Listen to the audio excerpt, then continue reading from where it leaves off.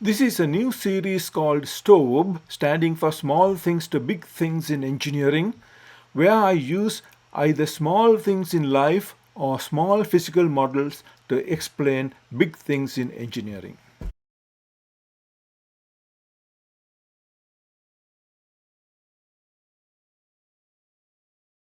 Hello, I'm Gerard Canisius. I'm going to make a presentation about corbelled arches. Corbelled arches are what we found in Mexico when we visited the Mayan structures and also in Sri Lanka. I presented them in my previous video, which was titled, "Why did ancient ruins of Mexico remind me of Sri Lanka?"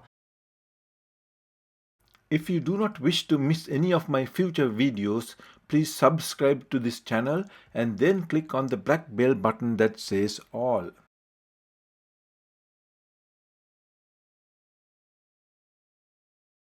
For this demonstration, I have got some blocks of wood.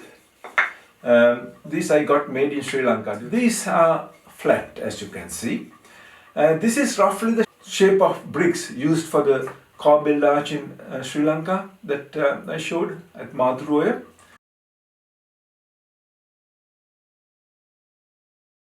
First, I am going to show you something about the geometry of Corbelled arches. After that, I will show you the engineering aspects about stability.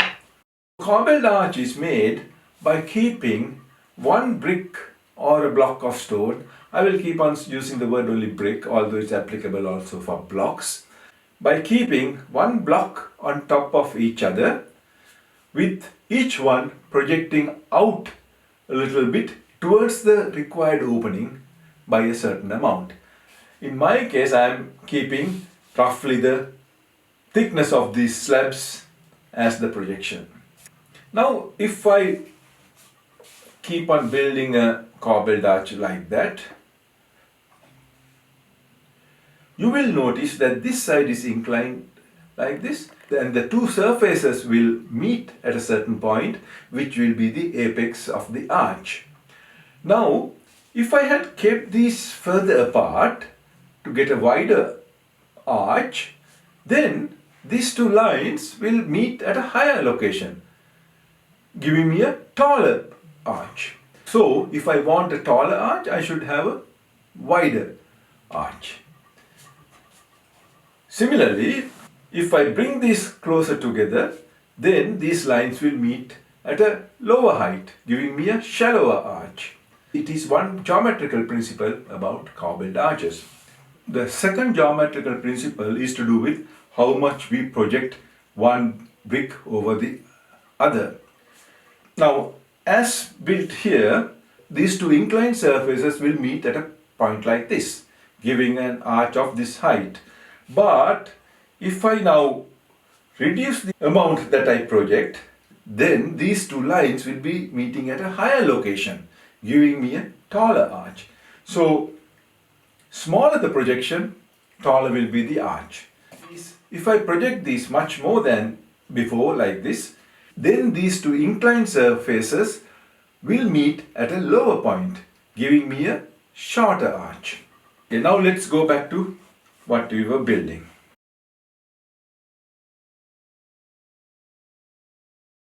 So the builder, who is me, I keep on putting one block on top of the other to build the arch. Let me displace this a little bit more so that I can have a taller arch. Let's keep one more here. Oh, it's going to topple.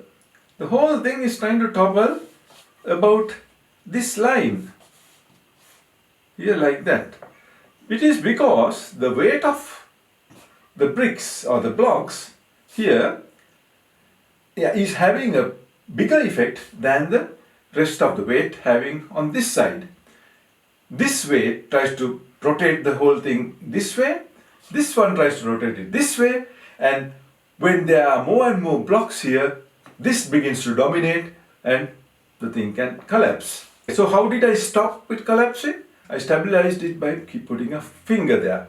which is essentially a force applied like this. So that force is a counter force, that it counters the tendency of this to fall down, that is counters the effect of the weight on this side which is pulling it down. So now it's stable. Can I try to keep another block here now because it is stable? Oh, no, I cannot, because now it is trying to topple over the second layer.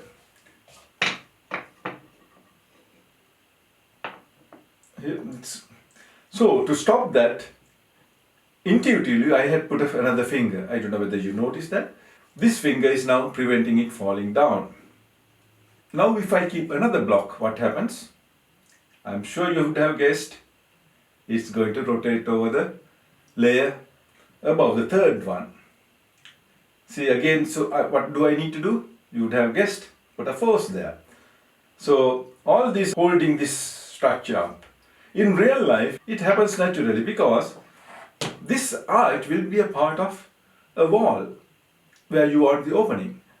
So you will be building the wall as you go along, building the rest of the wall also at the same time. As you can see now, because I built the rest of the wall, now this is stable. What it was earlier going to collapse. What happens is the weight of these blocks have replaced my fingers and they are pushing the thing down to prevent it collapsing. So let's build the rest of the arch and we'll begin to build the other side also. Now I am a bit cleverer, having experienced the previous one. So instead of building this fully up, I am going to build the wall also at the same time. Here and build my arch because now I'm very stable.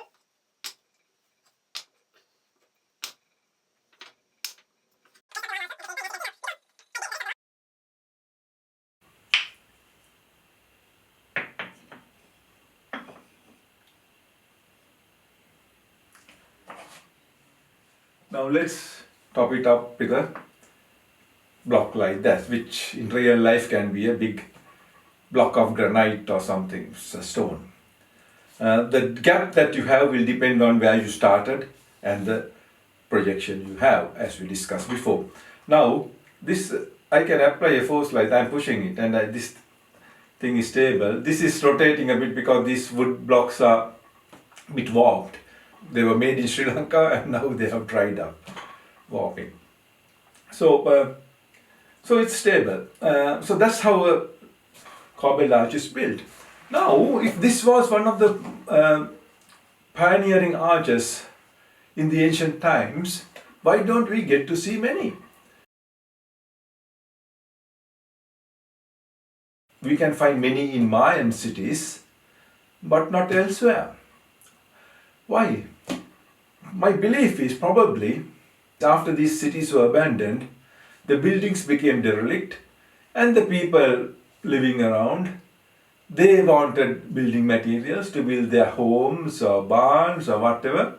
So they saw these buildings with nice bricks or blocks of stone. They thought, okay, they will take some of them and build their houses. So what they do is they take these bricks and blocks from here and there, take these because they will break the, right? So they take, look what happened. Because suddenly this whole thing collapsed because the weight that was keeping this side stable was taken away and suddenly it became unstable. If I took that also, now this is what happens.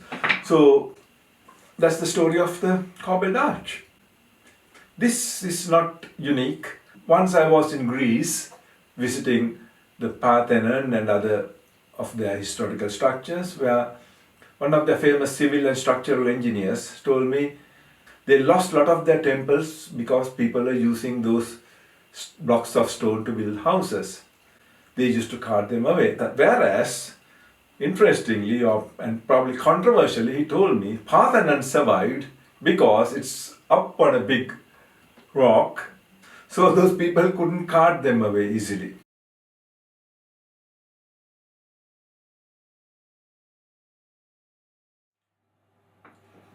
Now I'm going to show you how we can stabilize a corbelled arch without having weights on the side or at the top. I thought I will investigate that because I saw those poles going from one side to the other in the corbelled arches that were in the Chichen Itza site. There were only two corbelled arches, both of them had bars like this, and they were smaller structures. They were not part of buildings.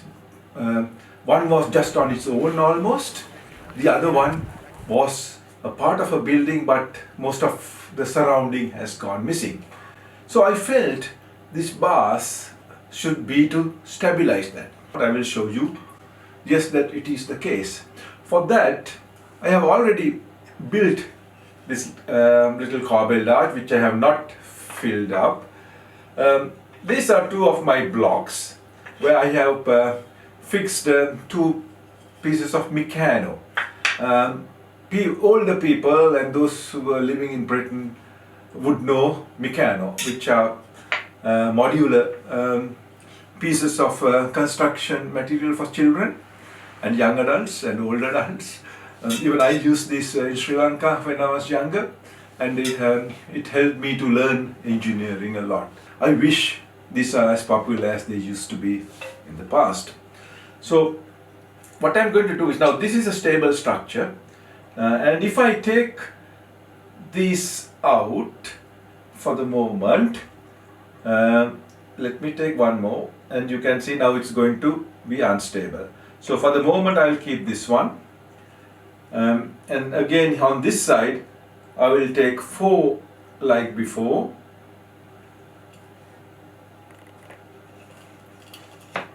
but keep the 5th one, because if I take it out it's going to fall down like this. So now I'm going to stabilize this structure using what was there at the Chichen Itza. To do that, let me take these 3 off and these 3 off on this side. Now I will keep my little improvised blocks and then join them together to make it like the bar at Chichen Itza. So let me put some of these Meccano bolts, one here, one more, the other one here, so that there would be a stiff connection. And these are the little nuts that you get with Meccano. When you're young, very easy to use this with your little fingers, but now when you're old, it's difficult, but still the thrill is the same as it used to be. The second nut,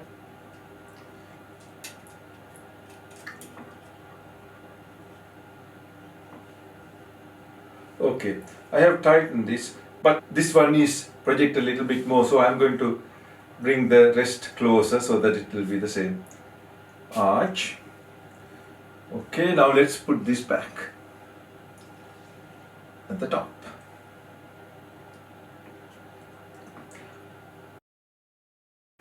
I'm doing it a bit carefully, as an engineer normally is. So you can see now I kept those blocks, right? Now it's still stable, but there's one more that I have to take out, if you can remember. This one and this one. And my structure is still stable. If I try to move it, it is very stiff, because this weight which is trying to come down from this side is going to come down, and both are pushing against this strut, which is called a strut because it's getting pushed. That's in engineering terms. So this is the one which is holding this whole thing. This explains why the two corbelled arches in Chichen Itza have those bars, wooden bars across them. I don't think you want me to take this out and let them fall, do you? But anyhow,